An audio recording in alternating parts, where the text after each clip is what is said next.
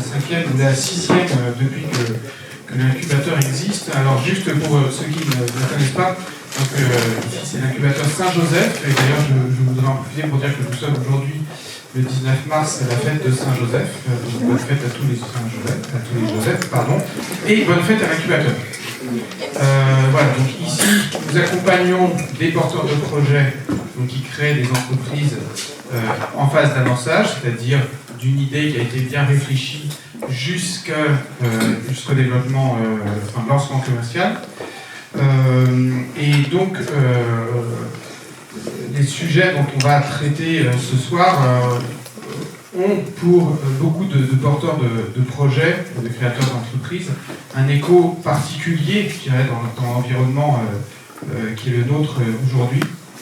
Mais bon, ça, je vais vous laisser découvrir, je vais donner la parole tout de suite à Tafi Gérald qui va présenter les intervenants que je remercie beaucoup pour d'être là ce soir, parce que c'est vraiment une grande chance de les avoir. Et moi qui ai pu assister aux préparations, il y a vraiment des discussions qui sont extrêmement intéressantes. Je pense que ça va être une grande difficulté pour toi, Gérald, de tout caler en une heure. Mais bon, après, vous avez un cocktail, vous pourrez continuer à discuter. Et puis, qui sait, peut-être que ça donnera lieu à une seconde un peu plus tard. Donc, en tout cas, bienvenue. Je vous souhaite une très bonne soirée et je laisse la parole à Gérald. Alors, la question assez énorme, comme le disait Philippe, va se poser ce soir et à laquelle on va essayer d'apporter des éléments, et je suis sûr qu'ils vont beaucoup vous intéresser, c'est la suivante. Comment continuer à entreprendre, à produire, à investir, à créer de la valeur dans un monde à la fois marqué par les limites physiques de la planète, la transformation des modèles économiques et une quête de sens renouvelé. Alors pour ça, on a la chance d'avoir 3 intervenants ce soir dont les parcours différents se complètent et pourront nous donner une approche particulière sur ce sujet. Tout d'abord, Alain Grandjean, bonsoir. Bonsoir. Donc, vous êtes spécialiste de la transition écologique avec une focalisation particulière sur les aspects économiques et financiers. De formation, vous êtes polytechnicien et également docteur en économie de l'environnement. Ça fait 40 ans qu'en tant que dirigeant et conseiller de dirigeants d'entreprise, vous conseillez dans ce domaine, notamment en ayant fondé en 2007 avec Jean-Marc Jancovici le cabinet de conseil indépendant Carbone 4 sur la stratégie climat, la transition énergétique, l'adaptation au changement climatique. Vous êtes l'auteur et co-auteur de plusieurs livres et rapports, notamment Le Plein s'il vous plaît en 2006, Une monnaie écologique pour sauver la planète en 2020 et puis L'illusion de la finance verte en 2021. Vous avez aussi fondé une association qui s'appelle The Other Economy et enfin vous animez un blog qui s'appelle Les Chroniques de l'Anthropocène. Alors ce soir vous représenterez cette idée, la transition n'est pas seulement un choix moral, c'est une nécessité physique, sociale et économique, en particulier pour nous Français et Européens. Pierre-Étienne Franc, bonsoir.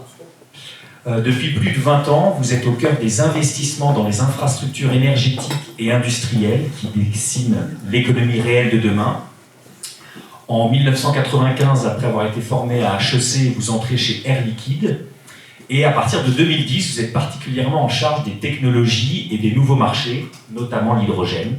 En 2017, vous cofondez le Conseil de l'hydrogène. Et voilà, vous êtes animé par cette conviction que le mix énergétique doit s'appuyer davantage, beaucoup plus qu'aujourd'hui, sur l'hydrogène. En 2021, vous créez 5T Hydrogen et Hive 24. Donc, c'est ça, hein. J'ai bien révisé. Et donc, le plus grand fonds d'investissement sur l'hydrogène. Vous arrivez à lever 2 milliards avec notamment des participations de Vinci, Total Energy, EDF et Air Liquide. Et puis vous êtes également l'auteur de plusieurs livres, dont Hydrogène, la transition énergétique en marche en 2015, et l'année dernière, Sauver le monde pour le changer, et pas l'inverse, vous nous en direz davantage tout à l'heure, quand l'urgence énergétique rouvre les possibles. Vous représentez dans cette table la question Comment financer à grande échelle la transition sans renoncer à l'efficacité économique? Et enfin, Père Dominique de Boule, bonsoir. Vous portez un regard unique à l'intersection de la science, de l'entreprise et de la spiritualité, puisque vous êtes, comme Alain formé à Polytechnique, vous êtes ensuite consultant en management pendant 6 ans, et puis en 2005, vous décidez d'entrer au noviciat des Jésuites. Vous êtes interpellé par ces hommes dont vous dites que ce sont des hommes de paradoxe. À la fois, ils côtoient les élites et les plus pauvres, à la fois, ils sont fidèles à l'Église et libres intellectuellement. Vous avez été aumônier étudiant assez naturellement, après vos brillantes études, notamment à HEC, et puis vous êtes toujours aumônier de Centrale Supélec. En 2020, vous êtes nommé directeur du centre Teilhard de Chardin sur le plateau de Saclay. C'est donc un lieu d'église dédié au dialogue entre science, philosophie et spiritualité au cœur de ce pôle technologique et scientifique. Il est ouvert à tous depuis 2023, enseignants, étudiants, chercheurs, professionnels, grand public, toutes les personnes que les innovations scientifiques questionnent, quelles que soient leurs convictions. Et donc parmi vous trois, vous représentez cette question: quelle place pour la vocation humaine et le discernement dans des systèmes économiques en mutation? Alors voilà, on a un beau programme qui nous attend. On va d'abord prendre un temps d'échange où je vais vous interroger tour à tour pendant environ 1 heure, et ensuite nous aurons 1 demi-heure pour recevoir vos questions. Et puis s'en suivra bien sûr un temps plus convivial d'échange informel. Et avant ce temps convivial, nous présenterons aussi le pitch de 3 personnes accompagnées actuellement, des porteurs de projets, pour que vous puissiez aussi un peu, les uns les autres, découvrir ce qui se fait ici. Alors notre temps d'échange va se dérouler en 3 parties.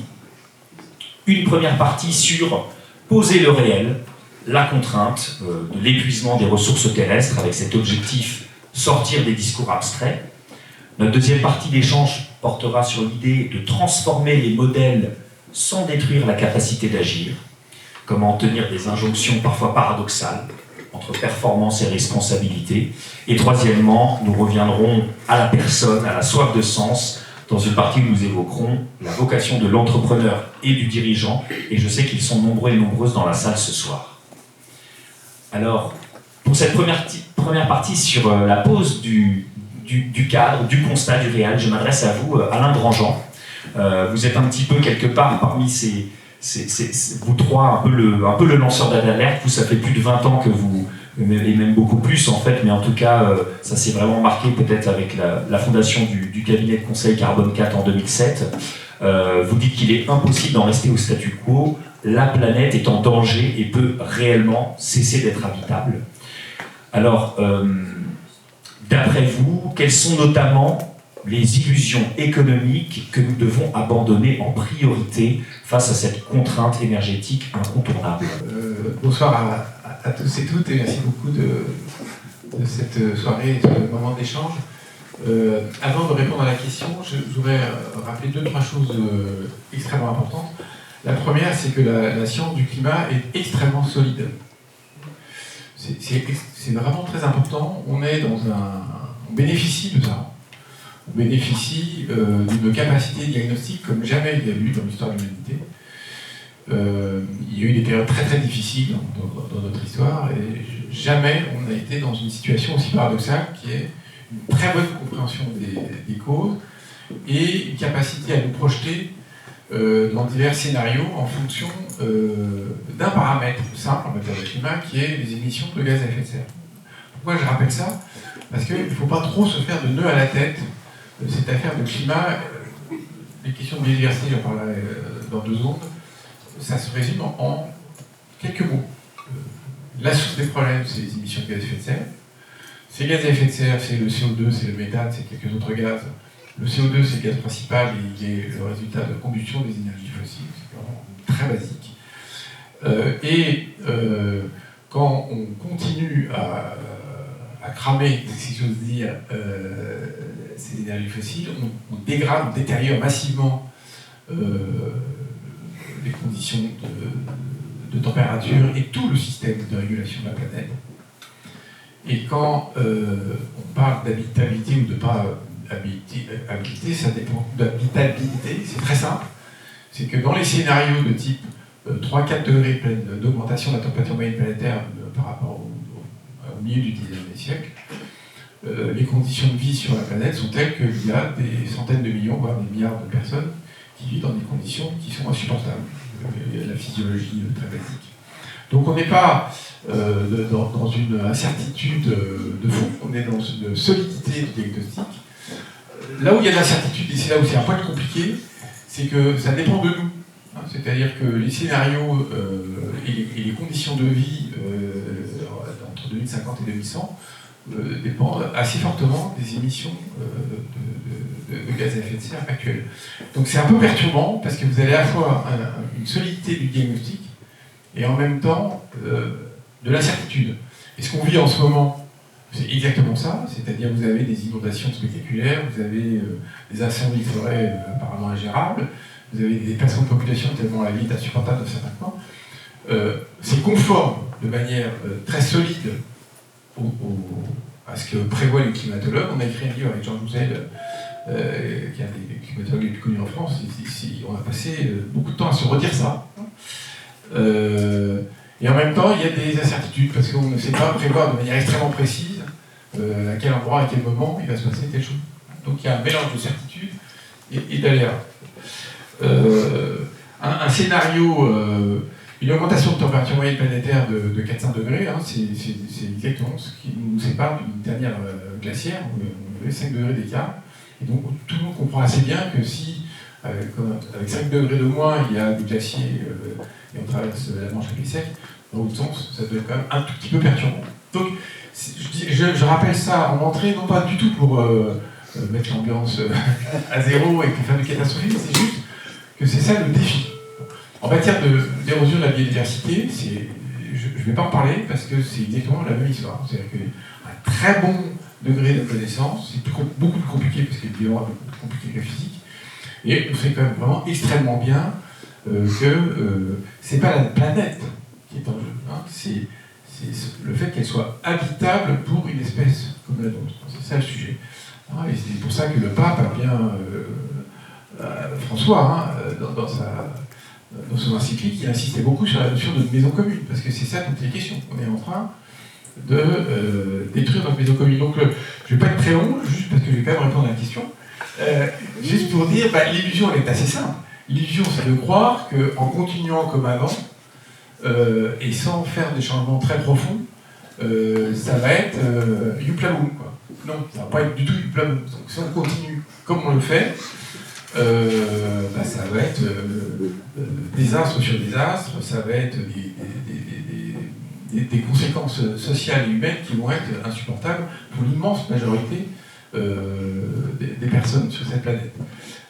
Donc évidemment, le conflit actuel, la guerre actuelle, est extrêmement perturbante pour des gens comme nous. Ça fait juste 20 ans que du matin au soir, on ne cesse de dire passons-nous de ces énergies, que ce soit le pétrole et le gaz, parce que ça va nous créer des soucis majeurs. Donc quand on voit que depuis 20 ans, toute une série de réactions, pour des raisons de court-termisme, pour des raisons de facilité, pour des raisons financières, ont fait qu'on n'a pas shifté,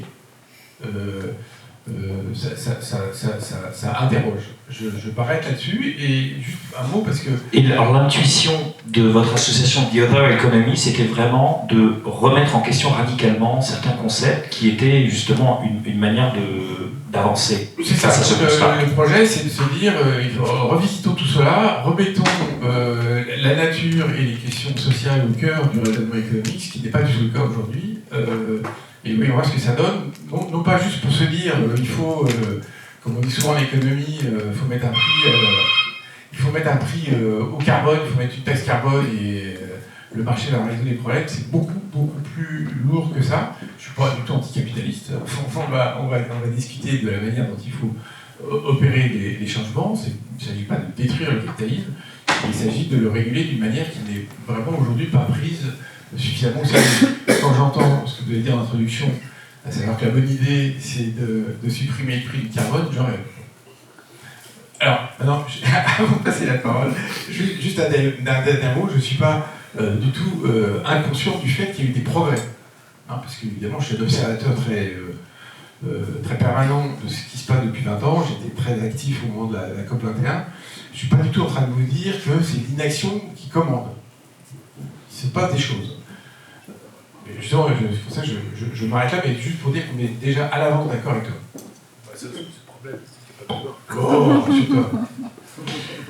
Alors, on va peut-être passer du coup à la question à Pierre-Étienne sur cette partie du constat du réel. Vous, voilà, qu'est-ce que vous avez observé? Vous êtes passé du monde de l'industrie au monde de la finance, avec cette idée notamment de mettre en avant l'hydrogène. Voilà, qu'est-ce que vous observez depuis une dizaine d'années dans votre parcours?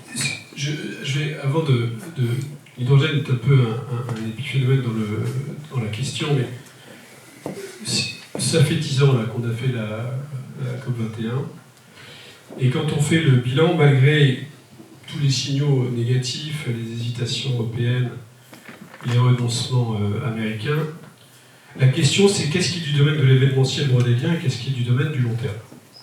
Est-ce que c'est le début de transition qui est un événement ou est-ce que c'est Trump? Et quand on regarde les chiffres en tendance, en 10 ans, les émissions de CO2, certes, ont cru d'environ 10%, mais la population mondiale a cru de 12%, mais le PIB a cru de 50% et le dollar constant de 30%, et notre consommation d'énergie globale a cru de 15%. Donc en fait, sur tous les paramètres de la fameuse équation de Kaya, qui définit comment est-ce que le CO2 évolue, en fait, on est plutôt tendanciellement en train d'aplatir la hausse, on ne va pas assez vite, et la tendance est positive. Et les émissions par tête ont plutôt tendance à réduire, et donc la part de l'énergie qui est renouvelable monte, et elle monte beaucoup plus vite que ce que beaucoup de gens pensaient à l'époque. L'autre signal qui montre que les choses ne sont pas si mauvaises, c'est quand on regarde les chiffres, on est passé d'un rythme d'investissement de 120 gigawatts par an de renouvelables dans les années 2010-2015 à un rythme de plus de 300 gigawatts par an. Alors c'est la Chine qui fait l'essentiel, mais enfin on en profite tous un petit peu.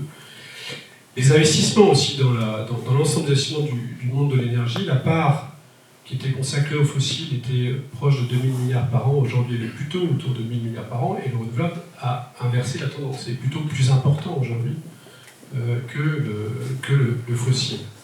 Donc, les grands chiffres montrent que cette tendance est plutôt assez bonne.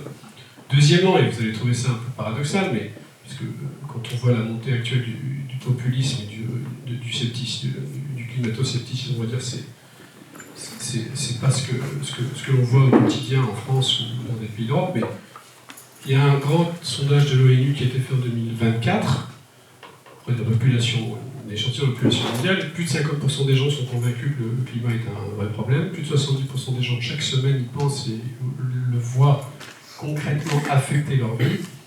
Et plus des 2/3, systématiquement, même dans les pays pétroliers, veulent que les choses changent. Donc en fait, l'opinion, intrinsèquement, est convaincue. Ça n'empêche pas que le débat se soit repolitisé énormément, mais c'est peut-être le signe de l'événementiel plutôt que de la longue tendance. Et le troisième élément qu'on sous-estime beaucoup, notamment avec les péripéties trumpistes, c'est que le sujet s'est judiciarisé.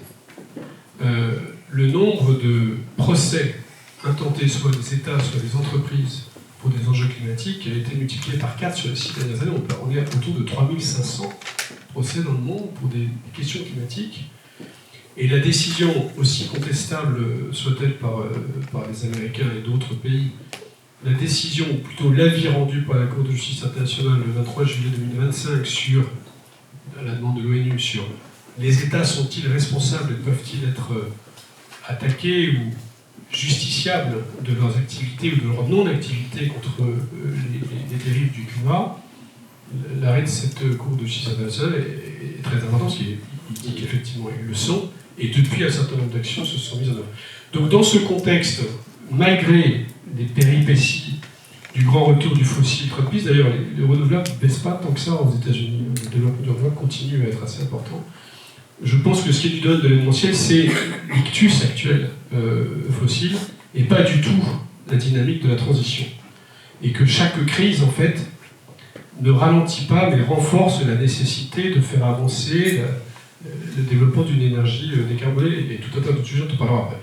Dans ce contexte, l'hydrogène est aussi un signal de ça, parce que l'hydrogène, c'est le dernier c'est le last kid in the block, c'est le petit dernier de la vague. Il y a eu le solaire, il y a eu l'éolien, il y a eu la batterie, il y a le nucléaire qui revient avec quelques enjeux de compétitivité, mais qui est quand même un des éléments d'une énergie propre. Et l'hydrogène est arrivé après, mais il est arrivé comme par hasard après la crise du Covid, au moment où on avait construit effectivement une vision un peu claire sur son rôle, qui n'est pas de tout faire, mais qui est de faire ce que l'électricité ne sait pas faire, sous réserve de le produire de manière propre, bien sûr.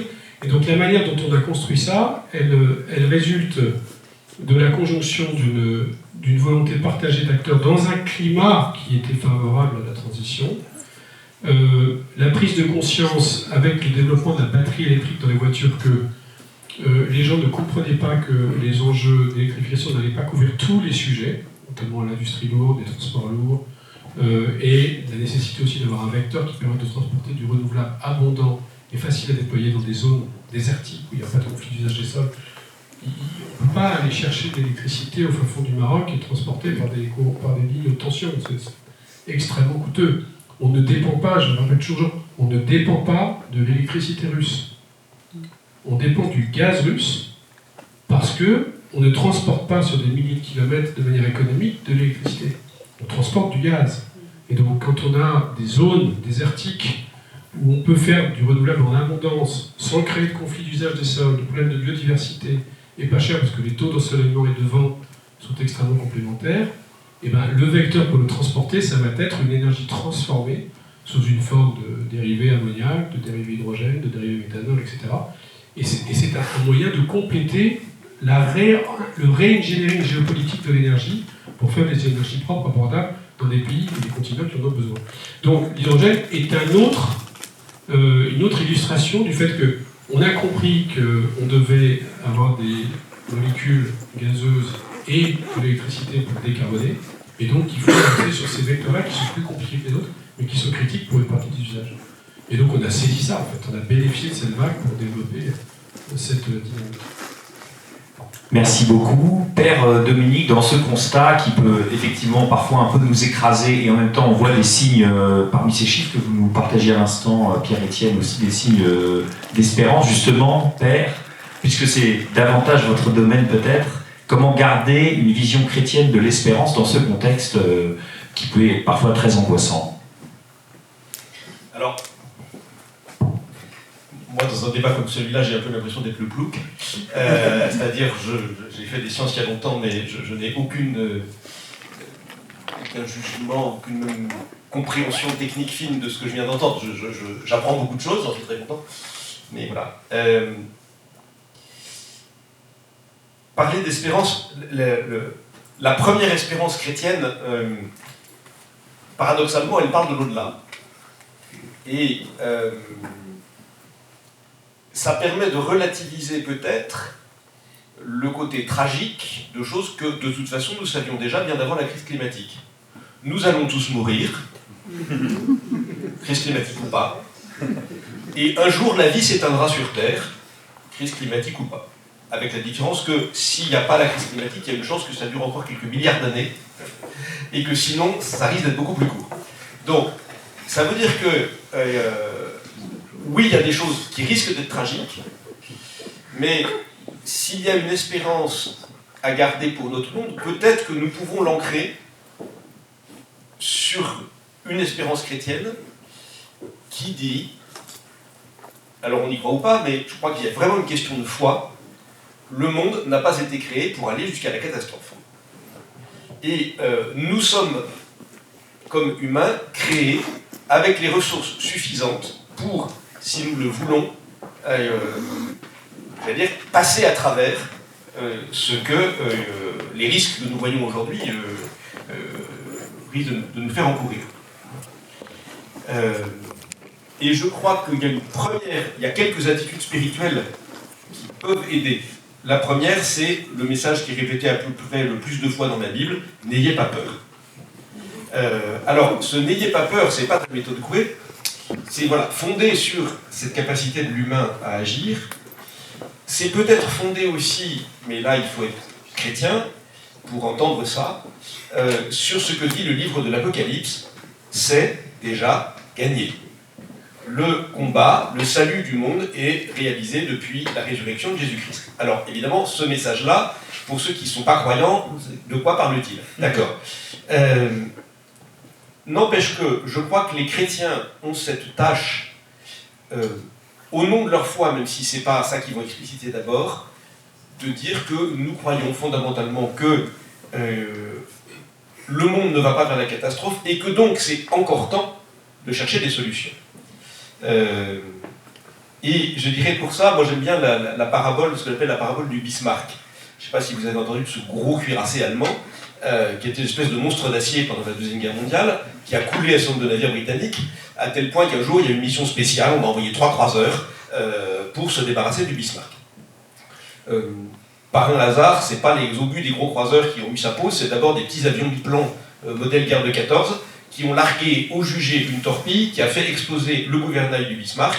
Le Bismarck s'est trouvé désemparé, au sens propre, c'est-à-dire qu'il faisait des ronds dans l'eau sans pouvoir se diriger, et en se mettant à bonne distance, les croiseurs lui ont tiré dessus jusqu'à ce qu'il coule. Ça, c'est un épisode de guerre. La petite parabole, c'est que un des marins du Bismarck, la plupart des marins étaient dans les soutes, donc entendaient bien que ça faisait du bruit, mais n'avaient pas vraiment conscience de ce qui se passait. Et ils ont dit, on a compris que c'était fini, quand le capitaine a dit à la radio interne du bord, à partir de maintenant, vous pouvez vous servir librement dans les réserves. Voilà. Ça veut dire... justement, c'est-à-dire... ça veut dire, c'est foutu, profitez jusqu'au bout, ça sera dans pas longtemps. Voilà. Et justement, c'est parce que nous pouvons croire que le bateau ne va pas couler dans 3 semaines, ou dans 3 ans, qu'un rationnement, par exemple, une limitation de ce qui me fait plaisir, la recherche d'une forme de sobriété sont désirables. Parce que si on va tous mourir dans 3 mois, autant que moi je profite le plus, puis tant pis pour les autres, de toute façon c'est foutu. Foutu pour foutu, autant que ce soit moi qui en profite, vous voyez. Bon, en dehors de toute morale. Mais s'il y a une chance que mes petits-enfants survivent à ce qui se passe, alors ça m'incite à contribuer à ce que mes petits-enfants puissent en profiter. Et donc là, je crois qu'il y a une question de foi fondamentale. Alors après, je dirais, ça va avec 2 attitudes encore. La première, c'est accepter de voir ce que nous voyons, et avec ça, ça va avec des questions de culture scientifique. Peut-être que nos sociétés, sur l'éducation, auraient des progrès à faire. Étienne Klein, qui nous fait l'honneur au Centre Teilhard d'être un peu présent, m'a raconté récemment qu'il s'est moqué d'une promotion d'élèves d'école de commerce en leur disant « Mais attendez, plus 1 degré, c'est à peu près rien. L'échelle des températures, on l'a mis à partir de 0, donc de plus 15 à plus 16, ça fait beaucoup. Mais de plus 288 à plus 289, en fait, ça change rien. » Et il dit, ils ont gobé le truc. Il n'y en a pas un qui s'est dit, mais quand même, quand mon corps passe de 37 à 38, je le sens passer. Bon. Donc ça veut dire qu'il y a un manque de culture scientifique qui fait qu'on peut raconter n'importe quoi. Et là, il y a un vrai enjeu, je crois, d'ancrage dans la culture scientifique, et pour permettre à beaucoup de voir ce que nous voyons. Et puis, dernier point, moi je dirais, quelle figure désirable pouvons-nous produire? Parce qu'effectivement, on voit bien qu'il y a un certain nombre de choses où il va falloir, d'une manière ou d'une autre, se restreindre, ralentir, etc. En même temps, si vous lisez les livres de la comtesse de Ségur, les grandes familles bourgeoises, quand ils vont en vacances, c'est tous les ans au même endroit, pendant 3 mois. Le voyage en calèche, éventuellement en train à vapeur, mais ça consomme du charbon, prend 3-4 jours, et puis on reste 3 mois au même endroit et on rentre. Est-ce que c'est moins désirable que d'aller en avion 8 jours aux Seychelles? Ben, j'en sais rien, mais j'ai plutôt tendance à penser que oui. Mais ça veut dire, vous voyez, que dans nos imaginaires de ce qui est bon et désirable, il y a sans doute tout un travail à faire, et quand on parle de sobriété heureuse, le mot important c'est heureux. Voilà. Et là, je crois qu'il y a un travail à faire. Et puis, dernier point, c'est parce que nous avons une forme d'espérance que nous pouvons être suffisamment dans la paix pour nous nous mettre en face des questions qui fâchent. C'est le camarade de Winston qui disait pendant la guerre « Le seul ennemi que nous ayons vraiment à craindre, c'est la peur elle-même ». Merci beaucoup. Donc, après ce premier temps sur ce constat, rentrons un petit peu, mettons un peu plus les mains dans le cambouis pour entrer dans la réalité de la transformation économique des modèles actuels dont on voudrait ne pas tout détruire pour continuer d'agir. C'est un peu l'enjeu de notre deuxième point. Pierre-Étienne, je reviens vers vous, vous qui êtes donc au cœur du financement des infrastructures de la transition. Qu'est-ce qui aujourd'hui rend un projet réellement investissable dans l'économie décarbonée, pardon. On est dans les mêmes règles que les règles du monde classique, avec une petite différence, c'est qu'au départ, ces technologies sont souvent plus chères que les technologies fossiles, puisqu'on est dans une sorte d'économie de substitution, c'est qu'on essaye de faire avec une technologie différente la même chose que la précédente, qui est moins efficace, et dont la seule vertu est d'éviter des externalités qui ne sont pas pricées. Donc s'il n'y a pas des règles qui permettent de changer le jeu dans lequel on joue, c'est très difficile d'avancer. Donc c'est pour ça que l'intérêt, ou le côté intéressant de cette transition, c'est qu'elle oblige à repositionner le rôle respectif du marché, de l'État, sur des sujets qui sont des sujets qui impactent l'ensemble de la société. Donc si on laisse le marché faire sans aucune autre confiance que celle dans la vertu, et dont on parlera plus tard, peu de choses se passent. Il se passe des choses quand vous avez soit un régime autoritaire qui décide qu'il faut devenir souverain en énergie, donc se passer du fossile. CF la Chine, avec une économie de marché très compétitive et des gens extrêmement agiles, et donc progressivement se développe une économie renouvelable très compétitive, ou on se met dans un monde juridique avec des règles de droit et des normes, comme en Europe, et à ce moment-là, on peut commencer à définir des projets avec des clients, avec des financements de projets, avec des banques, avec l'ensemble des acteurs, des fonds d'investissement comme ceux qu'on a. Et si les règles sont stables, ce qui est tout le sujet, alors on peut commencer à investir. Donc, nous, en l'occurrence, on accompagne des développeurs de projets qui essayent de développer des capacités de faire des tubes de synthèse, de faire de l'ammoniac vert, de faire de l'acier décarboné, notamment un très grand projet d'acier au nord de la Suède qui se fait de manière décarbonée, qui est en train d'être construit. Il se fait pourquoi? Petit 1, parce que vous avez des entrepreneurs qui ont décidé qu'ils allaient essayer de tirer cette cause. Petit 2, parce qu'au moment où ils se lancent, il y a une dynamique collective, donc il y a une opinion publique et une sorte de prise de conscience générale post-Covid qui dit le climat est un sujet, il faut changer de modèle, donc on avance. Troisièmement, compte tenu de cet écosystème, une Commission européenne qui accélère et qui, du fait de la crise ukrainienne, réaccélère sur la nécessité de sortir du gaz pour être moins dépendant des Russes, et donc pour ça développer un certain nombre de réglementations pour imposer la bascule vers des modèles bas carbone. Et troisièmement, compte tenu de ça, la fixation de mécanismes de protection du carbone aux frontières, etc. Et donc ça permet de commencer à construire un projet, des financements, et de lever au total plus de 6 milliards, et de déployer un projet d'acier vert. Mais, si du jour au lendemain, vous avez des agriculteurs qui ne sont pas contents du Mercosur, et qui disent il faut m'aider parce que sinon une partie de ma production bovine va être délocalisée, ou je ne vais pas pouvoir continuer à faire des céréales qui seront compétitives si on les importe d'Amérique du Sud. Donc arrêtons tous ces mécanismes de verdissement de l'industrie, et que certains politiques ou certains ont dit il faut suspendre les mécanismes d'ajustement carbone aux frontières. Alors évidemment, les hésitations commencent. Les banques s'inquiètent, les investisseurs reculent et les populistes gagnent. Parce que si je pousse le petit sujet des engrais verts et du fait qu'il faudrait quand même arrêter de mettre des mécanismes d'ajustement du carbone aux frontières pour forcer les gens à faire des engrais verts, si on arrête ça, qu'est-ce qui se passe? Et ce qui s'est déjà passé? On achète des engrais russes. Aujourd'hui, 30% des engrais importés les engrais sont importés en Europe, 30% des capacités européennes sont fermées, et ces engrais proviennent essentiellement de Russie. Parce que l'engrais, c'est d'abord du gaz naturel que je casse pour faire de l'hydrogène et de l'azote. Si je décide que demain, on n'importera plus d'engrais qui ne soient pas verts, alors je change les règles du jeu.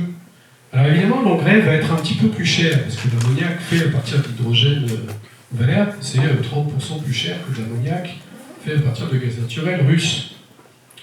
Mais l'engrais qui se trouve dans la baguette de pain dont on va manger des morceaux tout à l'heure, son trou dans le coup de la baguette de pain, c'est 1%, c'est différent. Donc en fait, c'est totalement négligeable.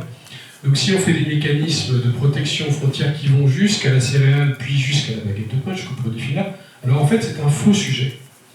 Donc l'enjeu, c'est toujours le même, c'est d'être un peu résilient dans les approches de cette transition, parce que c'est un sujet qui se fait sur le temps long, et si on n'avait pas de règles qui durent, il est impossible d'avoir des logiques d'investissement. Donc à partir du moment où les règles sont là, il y a énormément de projets. C'est comme ça que le renouvelable s'est développé. Le renouvelable s'est développé au départ, je vous rappelle que les prix de l'énergie solaire, c'était 400 € du mégawattheure. Les États ont développé des tarifs de rachat pour que progressivement ces technologies développent. Les Chinois les ont développés, ont baissé les prix radicalement. Aujourd'hui, le solaire et l'éolien sont les énergies les moins chères de la planète. Ils sont celles qui se développent le vite. Alors ça ne sera pas vrai pour toutes les technos, mais si les règles du jeu sont claires et qu'elles sont durables, alors on change de modèle et en fait on protège nos industries. Et donc de ce que vous observez avec Rail 24, ce cercle vertueux un peu européen qui se met en place, on le voit finalement suite à chacune des crises, qui permet de se remettre en question, pourrait prendre le dessus sur un cercle plus vicieux à l'échelle mondiale, entre guillemets. Alors le paradoxe, c'est qu'on est totalement avec la transition sur ce que disait Marc Carnet, dans une tragédie des horizons. C'est-à-dire que l'horizon de la transition est beaucoup plus long que l'horizon des marchés. Et donc on a souvent tendance à privilégier des investissements de court terme. Et donc à la moindre crise, les gens s'agitent et disent il faut revenir vers le fossile parce que le renouvelable c'est trop cher. La chance que l'on a, c'est que les deux principales puissances d'importation d'énergie au monde, que sont la Chine et l'Europe, sont les deux principales puissances d'importation au monde parce qu'elles dépendent du fossile. Et donc à partir du moment où le monde se régionalise, parce qu'on n'a plus confiance les uns dans les autres, on est obligé de développer des logiques de souveraineté, et la souveraineté devient l'allié du climat. Puisque pour ces deux pays, pour ces deux puissances, pour ces deux continents, le seul moyen de se déprendre de la dépendance aux énergies du Moyen-Orient, de la Russie ou des Américains, c'est de développer des modèles énergétiques bas carbone. Et on le voit encore plus, de manière absolument un peu hystériciste de ça, c'est ce qui se passe au Moyen-Orient aujourd'hui, parce que la Chine est particulièrement touchée. Mais donc, les exigences de souveraineté nous permettent de rapprocher les horizons de temps. C'est-à-dire qu'au nom de la souveraineté, de la construction d'une autonomie stratégique et de défense et aussi énergétique, il est possible que cette crise redonne une dynamique à la transition énergétique. Parce que j'attends de voir ce que les partis populistes vont dire sur ce sujet. On ne peut pas dire d'un côté qu'on est souverain et de l'autre dire qu'on continue à faire du fossile. Alain Grandjean, dans les enjeux que vous soulevez depuis des années, il y a tout simplement le concept de croissance. Dans ce contexte, est-ce que vous estimez qu'on doit complètement changer notre mesure de la prospérité ? Alors, le PIB, qui est une construction de comptabilité nationale, n'a jamais été fait pour être un indicateur de bien-être social, de bonheur, jamais. Je vous recommande la lecture d'un livre de André Vanoli, qui était un des fondateurs de la comptabilité nationale, qui explique ça en long, en large et en travers. Je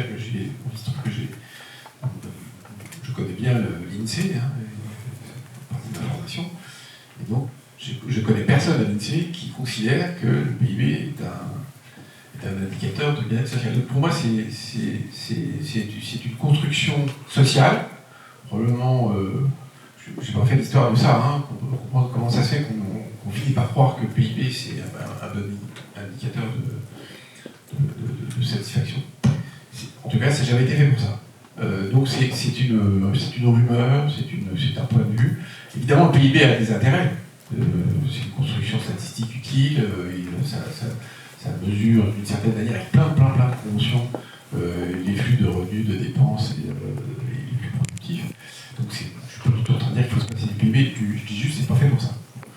Le deuxième point, c'est que enchaîner. Le deuxième point, c'est qu'il y a 10 ans, il y a une députée qui s'appelle Eva Sass, qui a proposé l'idée suivante. Si on veut y voir un peu plus clair dans l'état social de ce pays au sens très très large, l'état général, ce qui est bon, c'est de suivre une série de 10 indicateurs. Et pour suivre ces indicateurs, donc il y a des indicateurs de soutenabilité environnementale, il y a des indicateurs sociaux, il y a des indicateurs de dette privée. Je vais faire un tour de table. Qui connaît cette loi?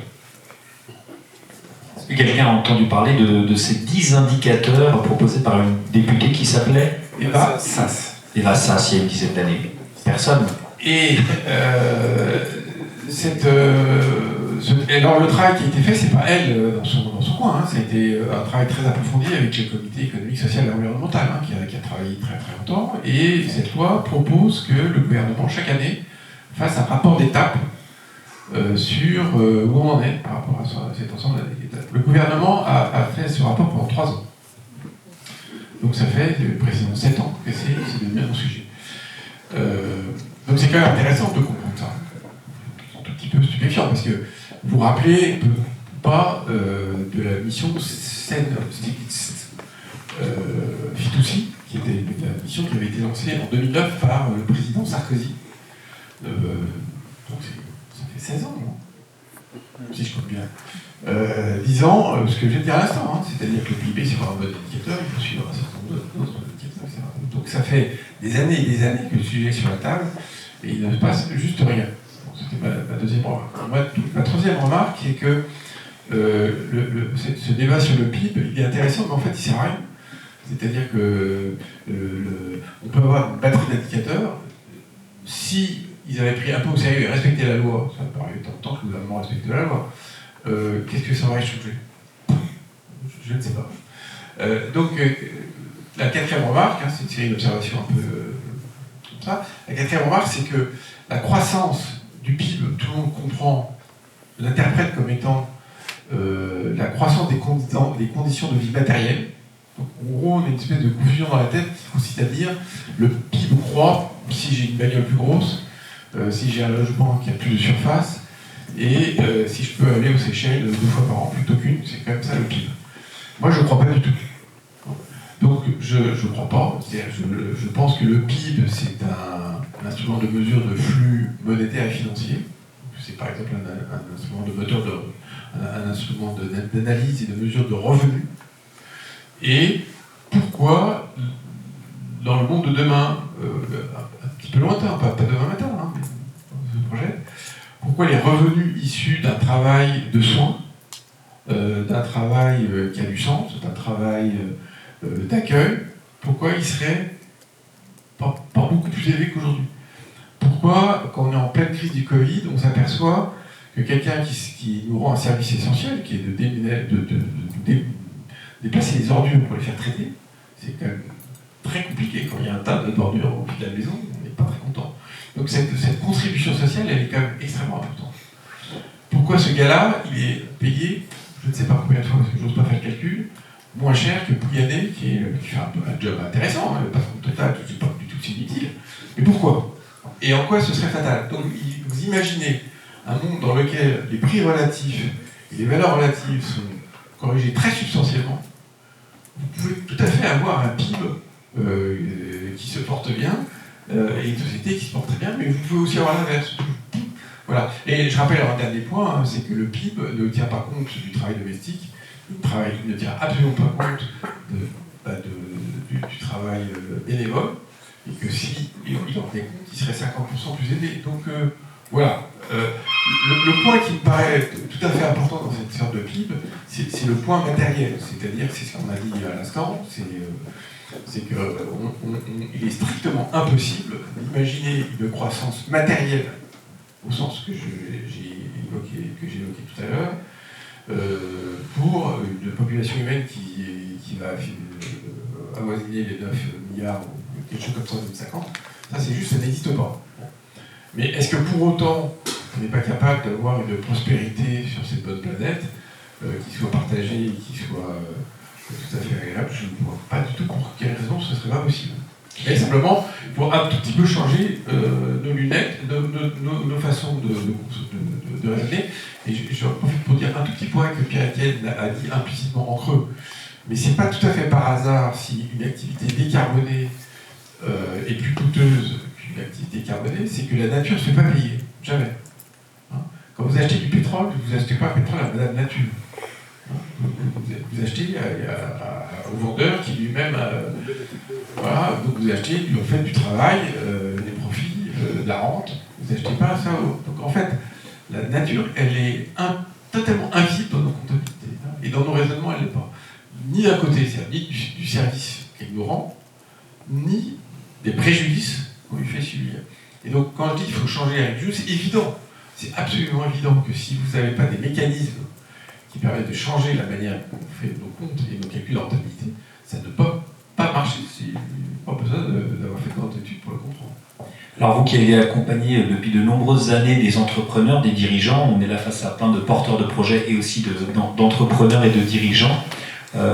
Comment vous avez pu les aider dans cette transformation aussi peut-être de perception, et notamment par rapport à la question écologique de ne pas être dans une vision punitive de l'écologie. Comment sortir de cette vision qui peut parfois être culpabilisante? Oui, il y a deux choses à dire, et je vais être rapide.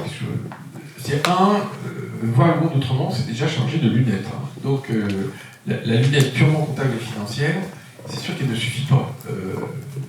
Pierre-Étienne, qui est un financier, il passe son temps à raisonner autrement, en même temps. Et s'il n'a pas la vision carbone ou biodiversité, il ne la voit pas. Donc il faut, nous c'est un des métiers qu'on a chez Carbone 4, c'est qu'il faut mettre en place des métriques, des comptes. On est dans un monde quantitatif, ça pas dans ma ça a changé. Donc il faut avoir ces instruments d'analyse, et donc ça se développe beaucoup hein, depuis nous. Les 44 ans, on va attendre, on va parler à un moment large en travers, sur le fait qu'il se passe beaucoup de choses dans les entreprises et dans ce monde-là. La deuxième chose qui est le côté non punitif ou pas punitif, c'est que l'histoire du punitif, c'est un slogan. C'est vraiment un slogan. C'est ce qu'on a dit tout à l'heure. Est-ce que c'est punitif de considérer qu'aller aux Seychelles, c'est pas forcément le bonheur et qu'il y a plein d'autres manières de faire? Donc je pense que ça c'est un slogan politique, c'est vraiment un coup politique, et qu'il suffit juste de donner du sens à une action positive pour se dire que c'est pas la fin du monde de se passer de telle et telle chose, et au contraire c'est très intéressant de faire telle ou telle chose. Je sais, si je renonce à certaines activités et que je comprends, j'accepte et j'ai un plaisir à faire d'autres, où est le punitif? Merci beaucoup. Alors, Père Dominique, dans cette idée de transformation du monde économique, vous nous aviez partagé quelque chose d'intéressant sur l'idée que la doctrine sociale de l'Église, qui est donc quelque chose qui a été pensé au 19e, est donc une proposition, entre guillemets, de l'Église catholique pour avoir un sens du service du bien commun. Mais vous nous disiez que, selon les époques, cette doctrine sociale et économique, elle n'a pas le même, disons qu'elle ne rencontre pas le même contexte, et donc elle change un petit peu d'impact. Comment vous voyez les choses aujourd'hui, face à l'actualité? Je vais repartir il y a très très longtemps. On est du côté de la morale, de ce qu'on appelle en théologie catholique la loi morale. Mais la loi morale, en fait, c'est une utopie. Et je pense qu'il faut toujours l'entendre comme ça. Et puis après, elle s'applique à des cas particuliers et on voit comment faire avancer dans un cas particulier. Le livre du Deutéronome, qui est le plus législatif et le plus spirituel autour des questions législatives dans l'Ancien Testament, est un livre qui est écrit, qui se présente comme une loi. Alors il y a un code pénal, il y a mais qui est écrit à une époque où le peuple d'Israël n'est pas indépendant. Et où donc ce sont d'autres qui font la loi. Donc c'est vraiment une utopie. Et dans cette utopie-là, par exemple, tous les 50 ans, toutes les dettes sont annulées. Si vous essayez d'appliquer ça dans un pays, ça ne marchera pas. Voilà. Mais qu'est-ce que ça serait beau? Voilà. C'est une loi dans laquelle les hommes mariés qui ont au moins un enfant ne partent pas à la guerre. Là aussi, ça ne marchait pas, mais qu'est-ce que ça serait beau? Je dis ça parce que lorsque le pape Léon XIII écrit Rerum Novarum en 1884, il y a à la fois une visée, on pourrait dire, de critique très forte du monde dont il est le témoin, et en même temps une forme d'utopie de ce que serait un monde qui fonctionnerait bien, mais ça ne vise pas une applicabilité immédiate. Alors il y a quelque chose qui est très ancien et qui demeure, c'est la critique du riche égoïste. Et si vous lisez l'introduction de Rerum Novarum, je peux vous dire que, alors, il est très critique sur la doctrine socialiste de répartition autoritaire des moyens de socialisation autoritaire des moyens de production, mais sur les riches et la manière qu'ils ont de réduire en esclavage le reste de la population en profitant de leur richesse pour écraser les autres, il est d'une sévérité assez brutale. Alors, effectivement, on peut dire que la doctrine sociale de l'Église, elle est créée dans le contexte de la révolution industrielle, donc dans un contexte quand même d'un accroissement de la richesse globale de nos pays d'Occident très rapide, en fait, et dans lequel, donc, il y a un gâteau à partager. Et on pourrait dire que, en gros, si nos pays occidentaux sont devenus prospères, c'est parce que, d'une manière ou d'une autre, ils ont tous fini par être peu ou prou sociodémocrates. C'est-à-dire avec une régulation très forte de la répartition des richesses par des moyens, des redistributions ou par des systèmes de limitation de la pauvreté. Alors, ça s'est imposé, entre autres, sous la menace communiste, mais aussi par, je crois, une forme d'idéalisme chrétien. Les chrétiens démocrates en Allemagne ou en Italie, de ce côté-là, étaient plutôt, entre guillemets, à gauche au niveau social. Mais ça vient de cette idée qu'il y a un gâteau à partager. À l'époque du Nouveau Testament, et dans cette idée qu'il y a un gâteau à partager, ça veut dire que c'est quand même légitime qu'il y ait des riches. Parce que c'est la figure de l'entrepreneur qui a eu une vachement bonne idée et qui a permis d'accroître la richesse de tout le monde en faisant augmenter la part du gâteau et qu'il prenne pour lui une bonne part du gâteau avant que le reste se répartisse entre tous, c'est bien légitime. Parce que s'il ne l'avait pas fait, il n'y aurait rien à partager. Alors, sauf que dans l'Ancien Testament, on ne conçoit pas que le monde soit en croissance économique. Et donc, il y a la même chose tous les ans. En gros, c'est la récolte qui vient de la terre, et certaines années c'est bien, d'autres années c'est moins bien, mais en gros, c'est quand même tous les ans pareil, en moyenne. Et donc, s'il y a un riche, forcément, c'est un voleur. Alors lui ou ses ancêtres. Mais si on part d'une situation de droit de départ dans laquelle tout le monde a la même chose, sur un gâteau qui est le même chaque année, comment se fait-il qu'à un moment, il y en a qui soient accaparés les 2 tiers du gâteau? C'est qu'il a trompé les autres, ou qu'il les a battus, ou que... Voilà. Mais il y a eu un truc pas honnête. Alors, je ne dis pas qu'il faut avoir ça en tête et qu'il faut pendre les capitalistes.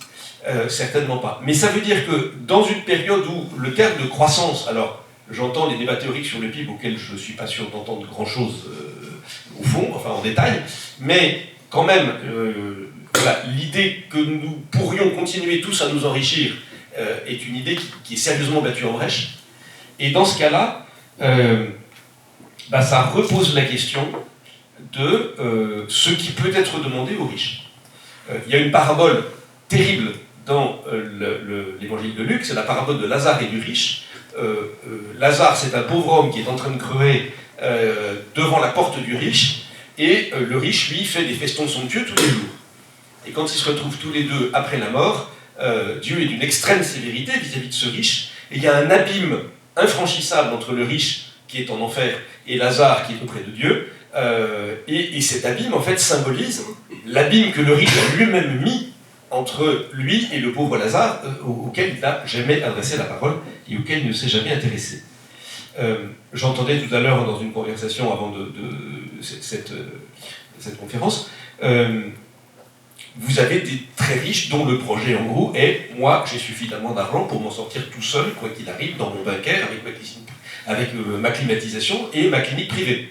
Donc le monde peut brûler, c'est pas grave. » Voilà.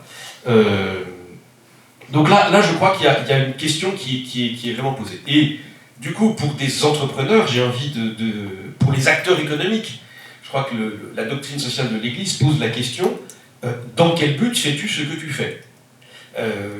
Est-ce que tu le fais d'abord pour bien faire un métier, ce qui après tout est très bien, mais au-delà de ça, est-ce que le métier que tu exerces, c'est pour être co-créateur du monde, pour améliorer ou pour garder en vie le monde dans lequel tu vis, ou est-ce que tu te situes comme co-créateur du monde, ou comme, au pire sens du terme, créateur de valeur, c'est-à-dire la seule chose qui compterait, ce serait l'indicateur en bas à droite. Voilà, la dernière ligne du bilan. Et là, je crois qu'il y a une vraie question qui est posée à tous, et que l'Église ne cesse de poser.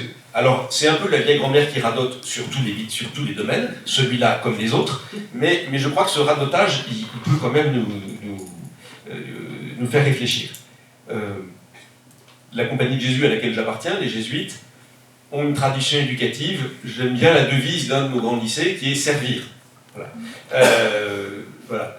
On éduque les élèves dans l'idée qu'ils ne sont pas là seulement pour réussir leurs études et leur carrière, même si c'est très bien et que c'est un moyen nécessaire pour avoir une action dans le monde, mais que c'est pour servir son prochain d'une manière ou d'une autre. Merci beaucoup. Et justement, la transition est toute trouvée. Pierre-Étienne, il y a une dizaine d'années, vous aviez écrit un livre qui s'appelait « Entreprise et biens communs, la performance et la vertu ». Et donc voilà, vous y invitiez les mondes économiques et politiques à travailler impérativement en harmonie. Sans cela, un développement durable serait inatteignable. Et vous avez justement, vous travaillé un petit peu entre ces différents mondes de la finance, de l'industrie, et certainement aussi beaucoup d'échanges en termes plus réglementaires avec les forces publiques. 10 ans plus tard, est-ce qu'il y a des raisons d'espérer sur cette croissance des vertus, ou est-ce que vous êtes encore plus inquiet encore qu'il y a 10 ans? Je sais pas ce qu'on va répondre. On a un peu à avoir préparé. En fait, on reste quand même tous dans un monde à la fois moutonnier et courageux. Et donc, quand le courage s'emballait du bon côté, tout le monde devient courageux. Et pendant cette période post-Covid qui a été aussi accélérée par la guerre en Ukraine, le courage était du côté du climat. Et donc effectivement, la vertu s'alignait avec les intérêts économiques, et on commençait, même dans toutes les grandes entreprises, à trouver... On était passé d'un monde où les enjeux de ESG en général étaient des enjeux au départ de com, puis étaient devenus des enjeux de coût, et étaient en train de devenir des enjeux de profit. C'est-à-dire qu'on était en train d'aligner, grâce à la réglementation et grâce au soutien de l'opinion publique, une dynamique vertueuse avec une dynamique soutenable. Et donc, on commençait à aligner le bien privé et une cause commune et une forme de bien commun. Le problème, c'est que à partir du moment où cette vertu n'est pas distribuée sur l'ensemble des citoyens de la société, et où le coût de la transition n'est pas correctement réparti, ben ça grippe. Et donc, si la vertu est critique parce qu'elle permet, quand chacun fait un petit pas de plus pour avancer, elle permet de franchir quelques obstacles, si la dynamique et le mindset général n'est pas là, c'est très compliqué. Par contre, ce dont je peux témoigner, c'est que quand l'état d'esprit est positif et que l'on essaie de construire en commun une cause ou une dynamique, chacun est prêt à faire ce petit pas de plus, c'est-à-dire à prendre ce petit pas de hauteur sur son point de vue pour regarder les choses différemment. Et quand vous êtes capable de présenter à un aéropage d'industriels ou d'acteurs qui ne sont pas du même monde et qui n'ont pas les mêmes intérêts au départ, mais leur montrer quelque chose devant eux, qui est un point, une ligne de mire qui est acceptable, on peut arriver, grâce à une forme de vertu, une forme de courage, de capacité de sortir de son intérêt particulier, à faire bouger une ligne. Et c'est véritablement ce qui s'est passé sur tout un tas de dynamiques collectives. Notre histoire, moi je connais bien l'histoire d'Hydrogène, est clairement cette histoire-là. Mais il faut un terreau. Et si le terreau global n'est pas dans la bonne dynamique, ça devient très rare de trouver du courage. Alors moi, ce que je dis parfois aux gens, c'est qu'il faut revoir le film de Frank Capra, La vie est belle. Et je dis beaucoup aux entrepreneurs aussi. je ne sais pas si vous voyez peut-être film 46, c'est absolument exceptionnel, qui montre en gros le destin d'un homme qui est animé par une vertu profonde et qui essaye de faire des gages accessibles aux pauvres gens d'une ville ouvrière. Qui renonce souvent à son propre bien, qui se sacrifie souvent pour le bien commun. Et bon, à un moment, il craque parce qu'il a pas mal de merde à la suite, et donc il se retrouve dans une sorte de semi-monde d'après la mort, et un ange lui propose de voir ce que serait le monde s'il n'était pas là. Et là, il voit ce qu'il a fait. Et donc je pense que la vertu, c'est ça, c'est être arrivé à se projeter, en disant si ce que je fais s'il n'a pas lieu, est-ce que les choses autour de moi seraient différentes? Et ça permet de donner un petit peu de dimension à l'action personnelle. Et donc, je voudrais terminer avec une petite qui redit ça très bien aussi. Il y a une nouvelle que vous avez tous lue peut-être, enfin peut-être pas, mais une des nouvelles les plus célèbres de Giono, qui s'appelle L'homme qui plantait des arbres. Et alors, il y a une très belle phrase, c'est l'histoire d'un type que personne ne connaît, qui vit en Haute-Provence, qui est un berger, mais qui aussi, tous les jours, va planter, de manière très précise, des glands pour faire pousser des arbres, qui, au fil du temps, replantent des dizaines de milliers d'arbres, et reconstruit une forêt complète, et qui est tirée apparemment de faits réels, mais comme le Reader's Digest n'était pas sûr que c'était des faits réels, ils ont refusé de le publier, c'est Vogue qui l'a publié à l'époque, c'est devenu la nouvelle la plus publiée de Giono.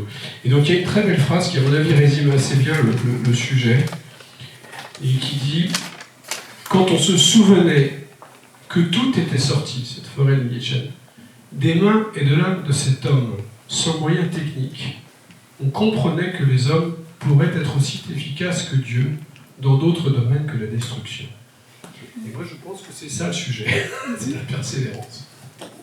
Alors justement, ça nous fait penser, donc dans cette dernière partie qu'on aborde depuis quelques minutes sur vraiment la place de l'individu, sur le sens à donner à son action, son activité. Vous, Alain, justement, vous aimez replonger un petit peu comme ce planteur d'arbres, les choses dans le temps long. Et c'est ce dont vous parlez dans les chroniques de l'Anthropocène. Vous nous dites qu'il y a une nécessité de prendre du recul sur le défi civilisationnel européen. Et vous nous avez partagé aussi que notamment les lectures d'un Teilhard de Chardin ont pu vous inspirer dans cette idée d'une conversion possible des cœurs en observant ce temps long pour aller, on l'espère, vers une conversion économique et écologique. Alors évidemment, j'ai à droite le Teilhardien, je ne vais surtout pas rentrer dans l'analyse théologique parce que je ne sais pas du tout ma spécialité. En revanche, ce que j'ai adoré dans les travaux de Teilhard, c'est la vision de l'histoire de la planète et de la vie sur les 4,5 milliards d'années. Alors, quel est le rapport? C'est qu'on vit ces périodes qui s'appellent l'Anthropocène. Alors les géologues, on discute, alors, on peut finir pour savoir s'il faut vraiment l'appeler l'Anthropocène. En fait, ce qu'on a toujours un petit peu de mal à situer, c'est le fait que l'espèce humaine, nous sommes devenus une espèce géologique, hydrologique, et qui a un potentiel de destruction ou de construction qui est égal à l'ensemble des forces de la nature. On déplace chaque année des milliards de tonnes de matériaux, ce qui est l'équivalent de ce que fait le volcanisme ou la tectonique des plaques. Alors l'intérêt du truc, c'est de se rendre compte que dans l'histoire de la vie qui est extrêmement bien documentée par les travaux qu'on appelle de la science de la Terre, on voit une régulation, alors, souvent dans le vocabulaire on appelle ça Gaïa.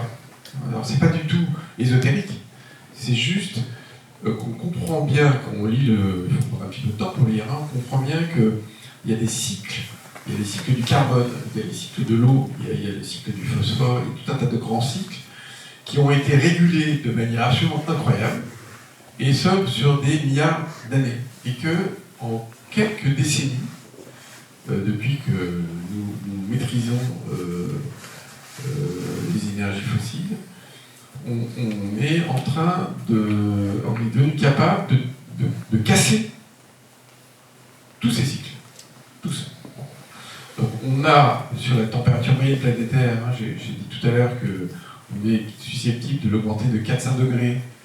J'ai pas rajouté que c'est en une centaine d'années.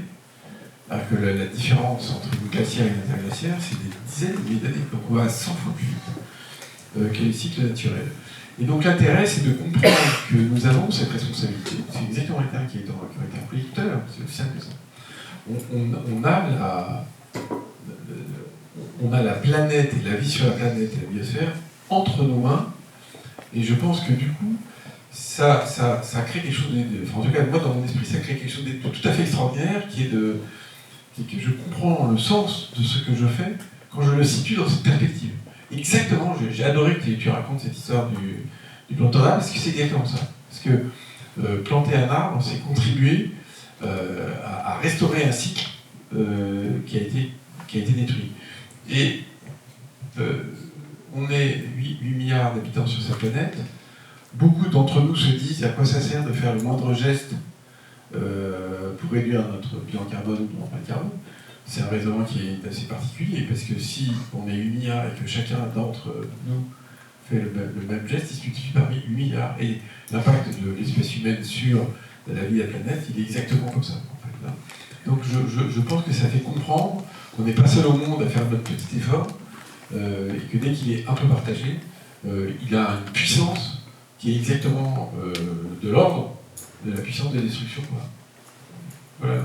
Ça peut nous permettre de faire un rapide hommage au photographe brésilien Sebastião Salgado, dont une exposition a lieu en ce moment à l'Hôtel de Ville de Paris, qui était donc un photographe qui avait parcouru tous les théâtres de guerre, de famine, de crise, d'urgence à travers le monde pendant des années, et qui en fait à un moment donné en a eu un peu marre, s'est tourné vers la nature, à photographier la nature, et concrètement a entièrement replanté des arbres dans son domaine familial au Brésil, et a complètement reforesté, enfin je ne sais pas comment on dit, un lieu absolument magnifique.